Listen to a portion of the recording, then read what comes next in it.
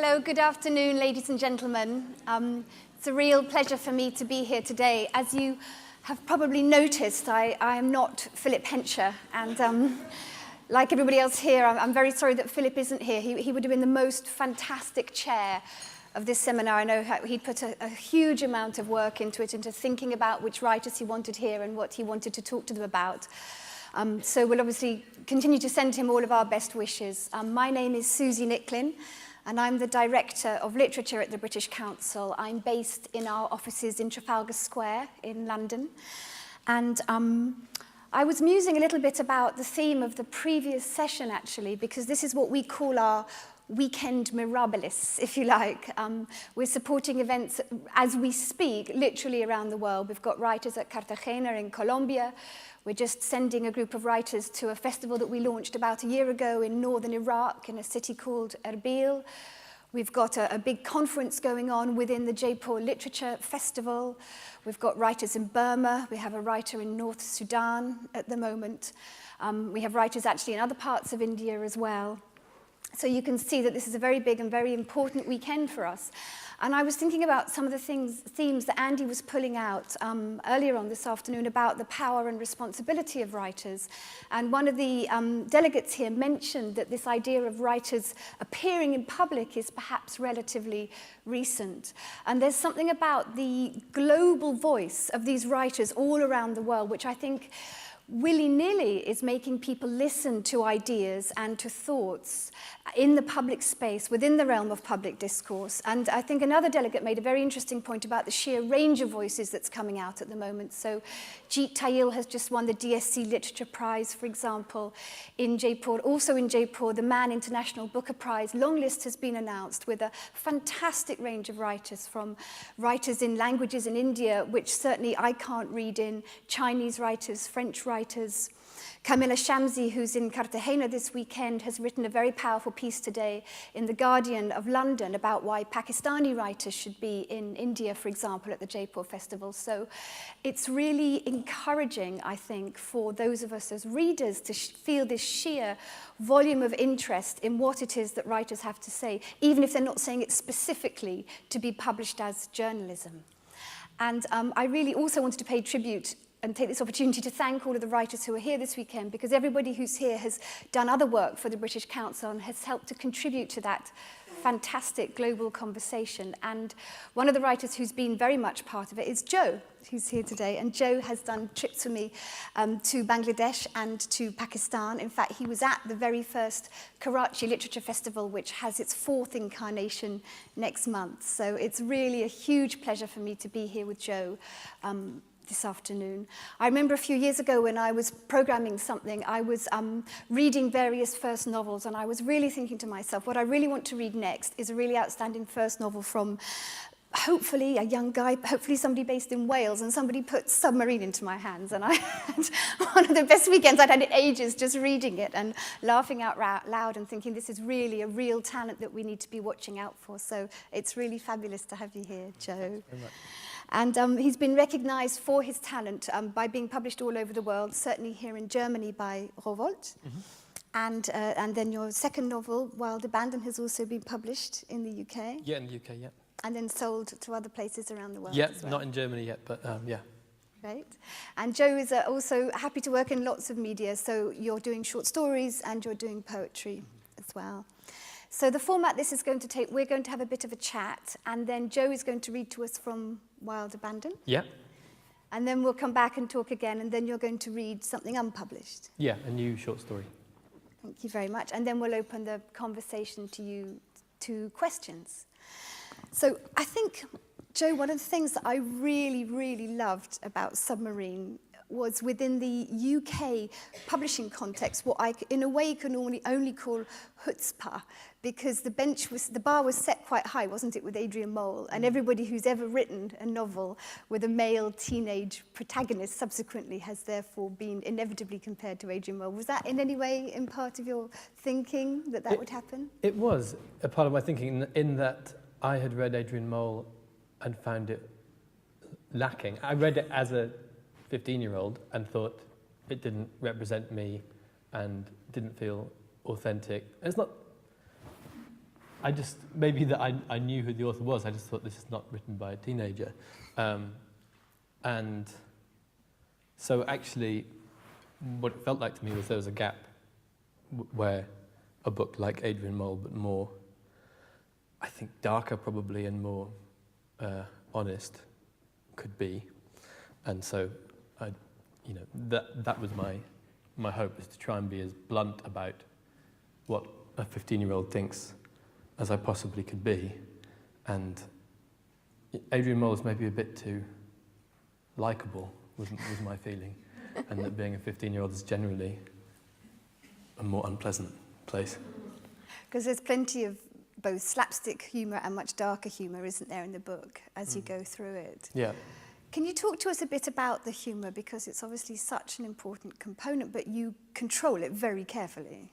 Yeah, it's interesting with Submarine. The jokes come from the gap between what the narrator tells you about the world and his really forthright opinions on relationships and adult marriages and what women want and all these sorts of things. The gap between what he believes and what we see as the reality. So all the jokes come out of a kind of misguidedness, or most of them, a misguidedness on his part. But also I wanted, for the arc of the book, I don't know how effective this is, but my idea was that it would start with lots of jokes and be a really, really kind of energetic and enjoyable prose style.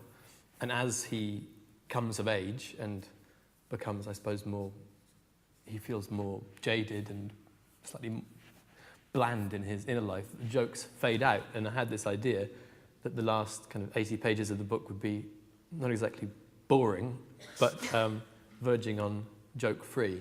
And that hopefully the reader has a kind of feeling of loss but it's difficult because you want the feeling of loss but without actually making the book boring. So, but I wanted the jokes not to just be a one-note quality of the book, but actually to have a function. And there's a lot of tenderness in there as well, isn't there? I mean, in that relationship with Jordana. I mean, it is very funny in places, but it seems to me that you've also invested a lot of time in making that very credible.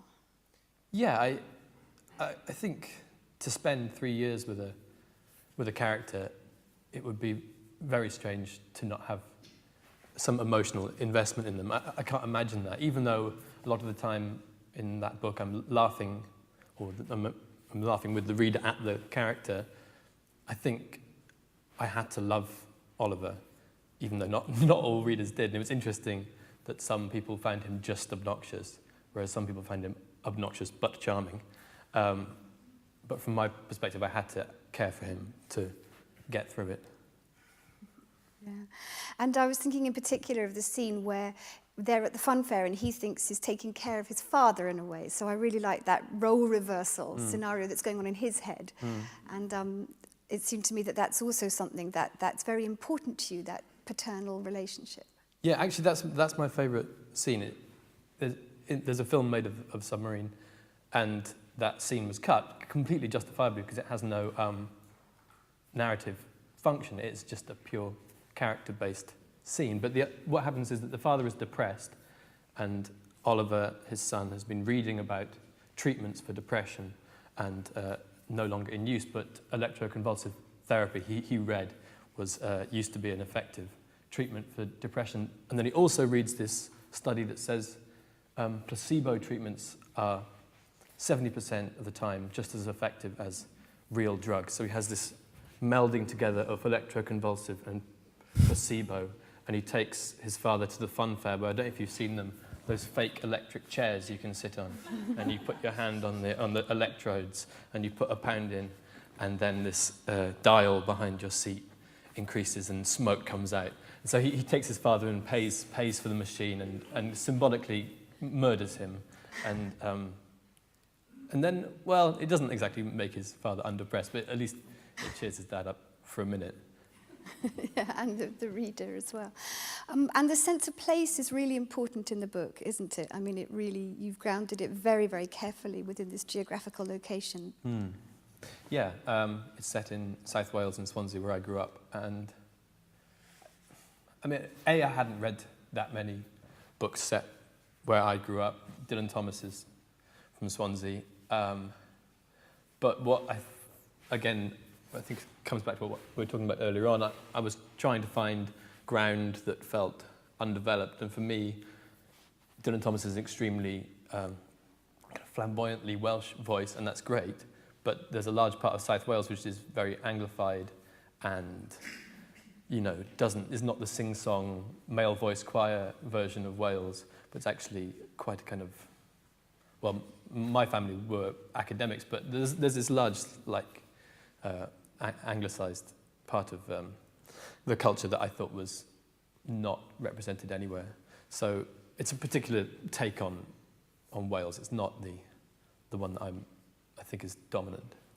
And can you talk to us a little bit about the transfer of the book to the screen? I mean, how did you feel about that? How much were you part of the process, and how successful was it, do you think, in the end?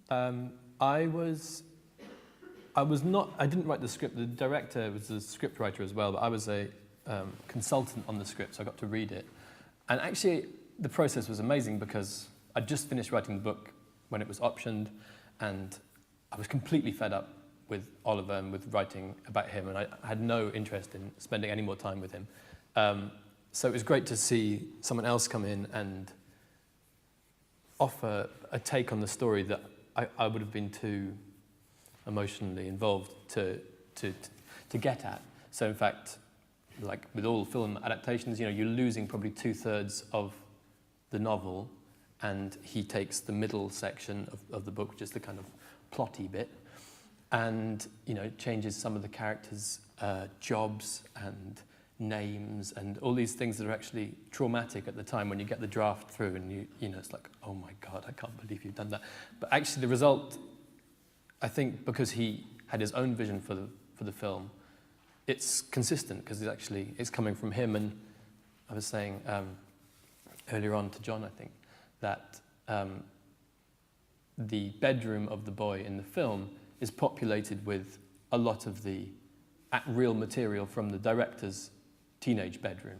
So actually, in my book, it's set in the 90s, which is when I was a teenager, and in the film, it's set in the late 80s, which was when Richard was a teenager, and the bedroom has got his posters and his nerdy postcards to himself, and all these details. So it was great to have someone on board who was giving so much of themselves. They weren't just, wasn't kind of going through the motions. He was investing in it. I think this subject of humour in novels, in contemporary novels, is one which is, I don't know the extent to which it's a big subject for conversation within contemporary German literature, but I was thinking of a couple of books that I read last week. So I read Lightning Rods by Helen DeWitt, which is a satire on salesmen in corporate America, if you like. And then I read a book called Leaving the Etocha Station by Ben Lerner. I don't know if you've read that, which is published by Granta, both of which had me laughing out loud on the tube, and people obviously thought this insane woman just goes up and down the Northern Line giggling to herself at random intervals. But there's something about the way that the alignment of society and the specificity of the character really, really works, that you've absolutely nailed within Oliver, I think, brilliantly. And I wanted you to talk then a little bit more about how you then moved on a bit, I suppose, into Wild Abandon, because you make then the boy, who's the main character, then becomes much younger than Oliver, yet still precocious and clever and funny, and has us all in stitches as he winds the telephone cable around himself like a girl on the phone to her girlfriend. But then the teenage character, if you like, then becomes older and turns into Kate. Yeah. So was that a deliberate decision again to change the gender there? Yeah, I think I maybe have a sense, we're talking about how to kind of use our life experiences in our writing. I maybe had a sense that, you spend a life experience in each novel. And I have two sisters, but I'd entirely excluded them from Submarine. He's the only child. And I felt that was a relationship that was rich enough to sustain a novel. And so, although again, they've been melded into one sister, I wanted to write a younger brother, older sister relationship, and that was my starting point. And their kind of violent but loving, kind of cruel but complicated relationship was the starting point.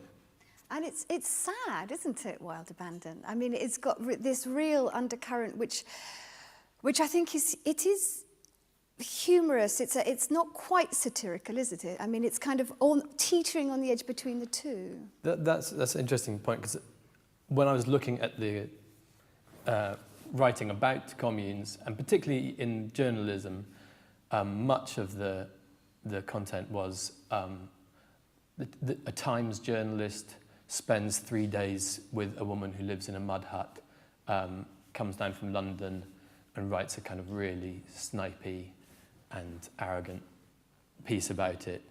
Or that, there are some good novels about communes, but most of them are set in the 70s, if they are. And just generally, the take on it was a kind of like pretty cheaply satirical one, just that, you know, aren't they all people who've just dropped out of society and don't know what else to do? That's the reason they are where they are.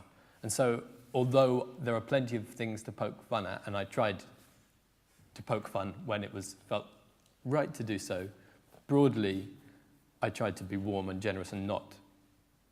In fact, I was lucky because the novel was inspired by a friend of mine who grew up in a commune in South Wales, and she was so attuned to the habits of journalists who'd come in and their take on her lifestyle, that having her read through the draft of the book, her ear for that kind of cynicism or just casualness was really, really strong. So that was my kind of mission, was to avoid ever being offhand or ungenerous about the lifestyle, even though it feels so easy to be, but I don't think that's right.